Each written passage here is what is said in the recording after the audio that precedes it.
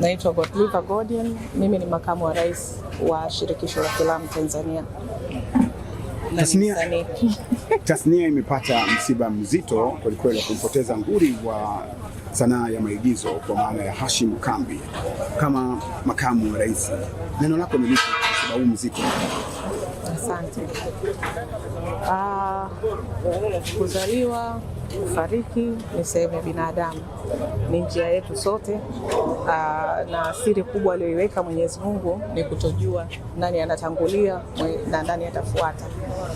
Kwa hiyo kupotelewa na mzee wetu ni pigo kubwa sana kwa tasnia ya filamu, lakini ni pigo kubwa zaidi kwa hazina ya waigizaji na wazee wenye hekima na busara kwenye nchi yetu ya Tanzania.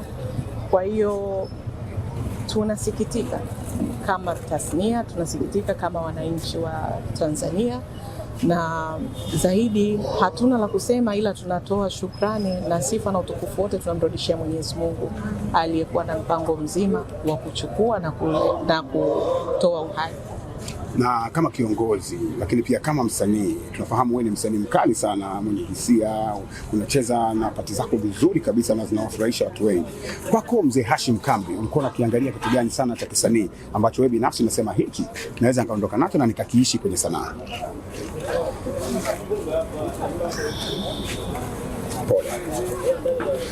Marehemu baba yetu,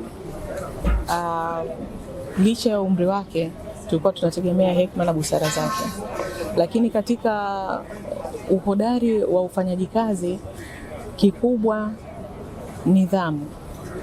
Alikuwa na nidhamu ya kazi, nidhamu ya kudeliver kile ambacho alikuwa anapewa, uhusika wowote ana fit, na katika yote umahiri wake ulinakshiwa pia na vitu vingi, kwa sababu ukiacha asili ya character unayopewa, asili yako pia inahusika kwenye character.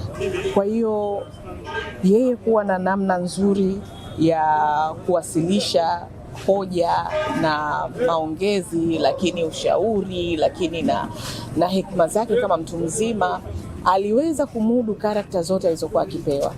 Na kikubwa ambacho naweza nikasema, tuna hazina chache sana ya watu wazima ambao wanaweza kufiti kwenye karakta za kiutu uzima kwenye kazi zetu za uigizaji. Lakini nikiongea kabisa msumari, ni kati ya wazee wachache ambao hata lugha ya kigeni ya kitaifa, Kiingereza, ilikuwa iko vizuri.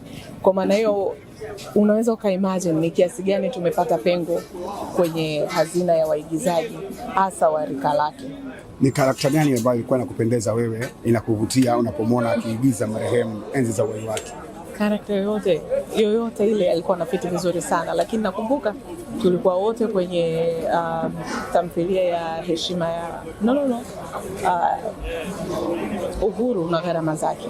Alicheza mule karakta tofauti kidogo, alikuwa mzee ambaye katili na vitu kama hivyo, and he fits. Yani ana fit kwenye karakta zote alikuwa, so nilikuwa na enjoy kazi yake kwa ujumla.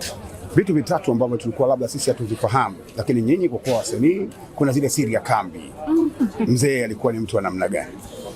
Nimeshataja, kama umenisikiza kwa makini. Hekima zake na busara zake hasa ndizo tutakazozimiss, na uhodari wake wa uchezaji katika karakta zozote atakazopewa kwenye kazi. Neno lako moja, msiba huu unatufundisha nini? Tuna muda mchache. Kama binadamu hatujui saa, hatujui dakika, hatujui siku. Kikubwa tuache alama. Kama sisi wasanii tunaonekana kwenye kazi mbalimbali, ama tumekuwa ni kioo kwenye jamii zetu, tuache alama ambayo itabaki kwenye jamii, lakini tuache alama ambayo itabaki kwenye familia zetu na mioyo ya wapendwa wetu. Lakini kikubwa kujiandaa kwa safari hiyo inayofuata. Tukumbuke kuna maisha ya kuishi sasa. Tunaweza tukasema maisha ni mafupi, makula bata na vitu kama hivyo, lakini tukumbuke hayo maisha mafupi, tunajiandaa vipi kwa ajili ya safari ya kesho. Kwa sababu hatujui saa hatujui siku wala dakika, basi natupasa tuishi katika kuomba rehema kwa Mwenyezi Mungu na kuitafuta amani na watu wote muda wote, ili tuwe katika nafasi nzuri mbele ya Mwenyezi Mungu. Hata tutakapokutwa na lolote na tukaondoka na uhai wetu tukafariki, basi tuwe na uhakika ya kwamba tunaenda mahali pema. Pole sana. Nashukuru. Ili kuwa mwanafamilia bora wa Global TV, usisahau kusubscribe, like, kushare na kucomment. Baada ya kusubscribe, bonyeza alama ya kengele ili kupata taarifa kwa kila video inayopanda Global TV Online.